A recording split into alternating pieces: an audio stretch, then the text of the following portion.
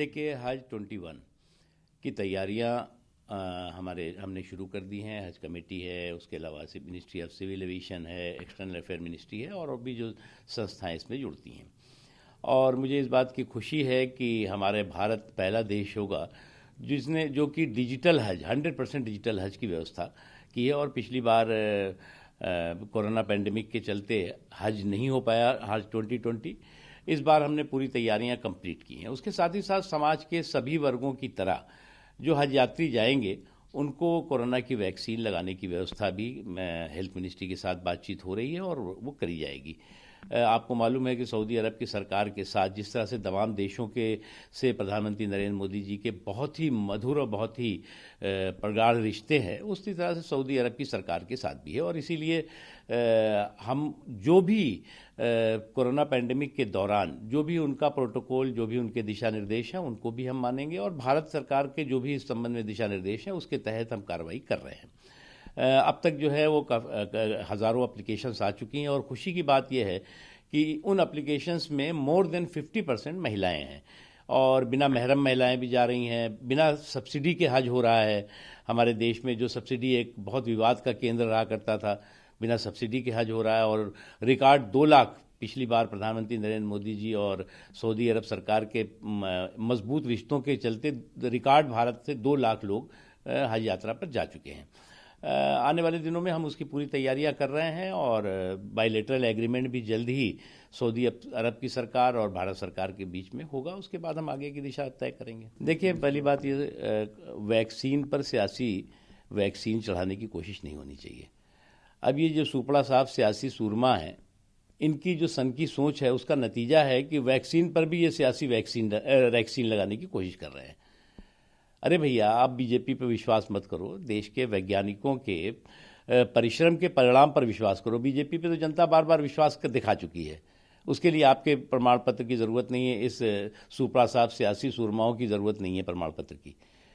और ये वो लोग हैं जिन्होंने कोरोना काल में प्रधानमंत्री नरेंद्र मोदी जी ने लोगों की सेहत के लिए, लोगों की सलामती के लिए, सुरक्षा के लिए जितने भी कदम उठाए उस सब पे सवाल का पलीता लगाने की कोशिश करते रहे और उनका हर सवाल का पॉलिटिकल पलीता उनके ऊपर भारी पड़ता गया। अभी लोग फिर उसी तरह की बेसुरी और सन की बातें कर रहे हैं। तो मुझे यही कहना है कि आप लोगों में भ्रम पैदा करने का आपने अगर ठेका ले रखा है और हर भ्रम आपका जो है वो आपके खुद चतुराई के चक्रव्यूह में फंस जाता है, आप खुद ही उसमें उस जाल में फंस जाते हैं, तो अभी फिर फंसे जा रहे हैं। देखिए, सरकार न कभी एरोगेंट थी, न एरोगेंट है, न एरोगेंट रहेगी। किसानों के हितों के प्रति पूरी तरह से समर्पित थी, समर्पित है, समर्पित रहेगी। और इस दिशा में अगर एरोगेंसी का इनके परिवार से जो है वो हमें पाठ पढ़ना होगा क्या? जो परिवार जो है वो एरोगेंसी की पराकाष्ठा का जो है वो पर्यायवाची बना हो, वो हमें एरोगेंसी और घमंड की बात बता रहा हो, एक चीज़। दूसरी चीज़, एक बात समझने की ज़रूरत है कि किसानों के जो हित हैं, जो 3 मांगे थी, क्या थी भाई? एमएसपी थी, मंडियों की सुरक्षा थी और खेत खलिहानों की सुरक्षा थी। वो सारी सुरक्षा जो है वो गारंटी के साथ दी जा रही है। उसके अलावा बातचीत हो रही है और मुझे विश्वास है कि इस समाधान, जो भी हमारे थोड़े से भी किसान भाई अगर भ्रम में है तो उनका भी भ्रम खत्म होगा। सर, सेंट्रल विस्टा प्रोजेक्ट को गो अहेड मिला है, लेकिन कांग्रेस अभी... देखिए, सेंट्रल विस्टा प्रोजेक्ट जो है प्रधानमंत्री नरेंद्र मोदी जी के 6 सालों के अंदर जो लगातार किए जा रहे परफॉर्म है, उसका एक जीता जागता और एक नमूना है। अगर आप देखें इन 6 सालों में हर क्षेत्र में, चाहे वो इकोनॉमी का क्षेत्र हो, चाहे एग्रीकल्चर का क्षेत्र हो, चाहे इंफ्रास्ट्रक्चर का क्षेत्र हो, चाहे उद्योग के क्षेत्र हो, चाहे डेयरी से लेके फेरी वालों तक के सशक्तिकरण के लिए एक मजबूत इबारत प्रधानमंत्री नरेंद्र मोदी जी ने लिखी है। और सेंट्रल विस्टा प्रोजेक्ट एक सपना दिखता था। कभी कभी हम लोग भी सोचते थे कि कभी ऐसा भी होगा कि एक ऐसी पार्लियामेंट होगी जो हमारे समय और हमारी आंखों के सामने बनी होगी। कितने संसद के अंदर लोग आए और चले गए, लेकिन किसी ने ये सोचा भी नहीं था। प्रधानमंत्री जी जिस दिन पहले दिन आए, मैं तो पार्लियामेंट्री अफेयर मिनिस्टर था, पहले दिन से उनके मन में था कि हम सेंट्रल विस्टा एक ऐसा पार्लियामेंट बनना चाहिए जिसमें हमारे देश की एक ऐसी पूरी व्यवस्था दिखे जो व्यवस्था की आज की ज़रूरत है।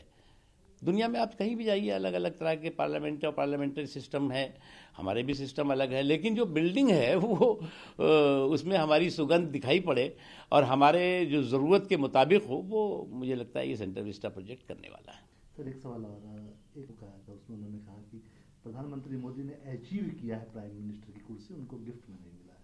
देखिए, प्रधानमंत्री नरेंद्र मोदी जी खेत खलियानों, चौक चौराहों, चौपालों से संघर्ष करके यहाँ तक पहुँचे हैं, सोने के चम्मच लेकर के नहीं, और किसी फैमिली के फ़ोटो फ्रेम में फिक्स नहीं थे।